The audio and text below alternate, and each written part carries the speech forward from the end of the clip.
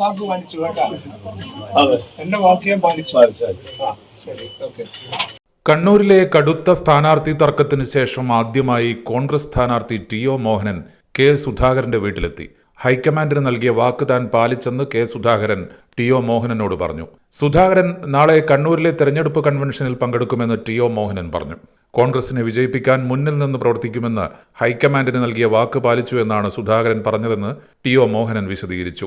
സുധാകരന്റെ ഉപദേശമനുസരിച്ചാണ് മുന്നോട്ട് പോയിട്ടുള്ളതെന്നും അത് ഇനിയും തുടരുമെന്നും ടി.ഒ. മോഹനൻ കൂടിക്കാഴ്ചയ്ക്ക് ശേഷം പറഞ്ഞു. ഇന്ത്യൻ നാഷണൽ കോൺഗ്രസിന്റെ ഏറ്റവും സമുന്നതനായ നേതാവാണ്. കോൺഗ്രസിന്റെ വർക്കിംഗ് കമ്മിറ്റി അംഗമാണ് ശ്രീമാൻ കെ. സുധാകരൻ. നമുക്കൊക്കെ തന്നെ എല്ലാ മാർഗനിർദ്ദേശങ്ങളും എല്ലാ കാലത്തും തന്നുകൊണ്ട് ഇന്ത്യൻ നാഷണൽ കോൺഗ്രസിനെ ജില്ലയിൽ മാത്രമല്ല സംസ്ഥാനത്ത് ഏറ്റവും ഉജ്ജ്വലമായി നയിച്ച ഒരു നേതാവാണ് അദ്ദേഹം. കണ്ണൂർ അസംബ്ലി നിയോജക മണ്ഡലത്തിൽ തന്നെയാണ് അദ്ദേഹത്തിന്റെ വീട്. അദ്ദേഹത്തിന്റെ പ്രവർത്തന മണ്ഡലം കൂടുതലും കണ്ണൂരാണ്.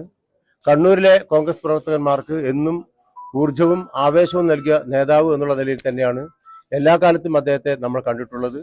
ഈ സമയത്ത് ഒരു ഒരു അസംബ്ലി തെരഞ്ഞെടുപ്പ്, നിർണായകമായ തെരഞ്ഞെടുപ്പ്, ആ തെരഞ്ഞെടുപ്പിൽ ഐക്യജനാധിപത്യ മുന്നണി അധികാരത്തിൽ തിരിച്ചു വരേണ്ടതിന്റെ പ്രാധാന്യത്തെക്കുറിച്ച് അദ്ദേഹം ഇന്നലെ വരെ സംസാരിച്ചു. എല്ലാവരുടെയും ആഗ്രഹം അതാണ്. പ്രത്യേകിച്ച് കേരളത്തിലെ ജനങ്ങൾ അവരനുഭവിക്കുന്ന ബുദ്ധിമുട്ടുകളെ കുറിച്ച് എല്ലാവർക്കും അറിയാം. അവയ്ക്കൊരു പരിഹാരം എല്ലാ തരത്തിലും പരാജയപ്പെട്ട ഒരു ഭരണകൂടം 10 വർഷമായിട്ട് നമ്മുടെ മുമ്പിൽ നിൽക്കുന്നു. പലരും പറഞ്ഞതുപോലെ ബംഗാളിലെ ഗവൺമെന്റ് 33 വർഷക്കാലം ഭരിച്ചതിന് ശേഷമാണ് ജനങ്ങളിൽ നിന്നും ഒറ്റപ്പെട്ടു പോയതെങ്കിൽ ഇവിടെ 10 വർഷം കൊണ്ട് തന്നെ അതിനേക്കാൾ വലിയ മോശം അവസ്ഥയിലേക്ക് എത്തിയിട്ടുണ്ട്. ഏതായാലും അത് മാറ്റിയെടുക്കുക. കണ്ണൂർ അസംബ്ലി മണ്ഡലത്തിൽ 2 തവണയായി UDF പരാജയപ്പെടുന്നു. ആ UDFനെ തിരിച്ചു കൊണ്ടുവരിക ആ ഒരു വലിയ ദൗത്യമാണ്. ആ ദൗത്യം എല്ലാവരും കൂട്ടായി ഏറ്റെടുക്കാൻ വേണ്ടിയിട്ടുള്ള പ്രയത്നത്തിലാണ്.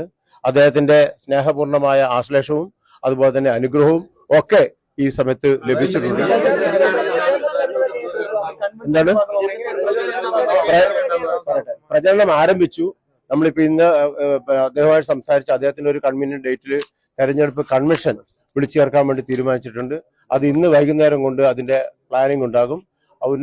UDFന്റെ ഉന്നത നേതൃത്വം, അതായത് കണ്ണൂർ അസംബ്ലി നിയോജക മണ്ഡലത്തിനകത്തുള്ള പ്രധാനപ്പെട്ട നേതാക്കന്മാർ ഇന്ന് വൈകുന്നേരം കൂടിയാലോചിക്കുന്നുണ്ട്. അപ്പൊ അതിനനുസരിച്ച് തെരഞ്ഞെടുപ്പ് പ്രവർത്തനം നമുക്കറിയാം ഇതുവരെ ഉള്ളതിൽ വെച്ച് ഏറ്റവും ഷോർട്ടസ്റ്റ് പീരീഡാണ് ഇതുള്ളത്.